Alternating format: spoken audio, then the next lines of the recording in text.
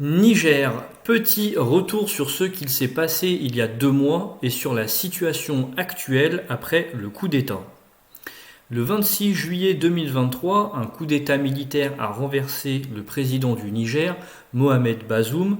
2 mois après, le Conseil national pour la sauvegarde de la patrie, le CNSP, est au pouvoir, mais sa situation sur la scène internationale et son impact économique à l'intérieur du pays demeurent complexes.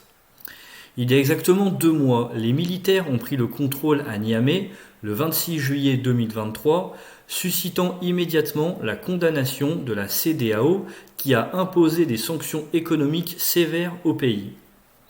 Depuis lors, le régime a formé un gouvernement dirigé par Ali Mahaman Lamine Zeine avec l'intention de mettre en place une transition de 3 ans.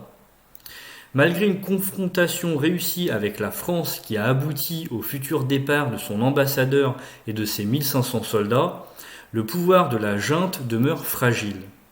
La communauté internationale ne reconnaît toujours pas sa légitimité et son représentant n'a pas pu s'exprimer la semaine dernière lors de l'Assemblée générale des Nations unies. L'ambassadeur de l'Union européenne à Niamey a réitéré la semaine dernière au Premier ministre nigérian qu'il ne lâcherait pas Mohamed Bazoum, le président renversé. Cette position de fermeté est partagée par la CEDEAO, qui n'a pas encore officiellement abandonné l'idée d'une intervention militaire dans le pays, suscitant toujours l'inquiétude des putschistes nigérians.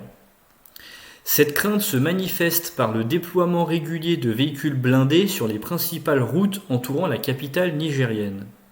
Sur le plan économique, les sanctions de la CEDEAO fragilisent le pays, bien que celui-ci parvienne à maintenir une certaine stabilité.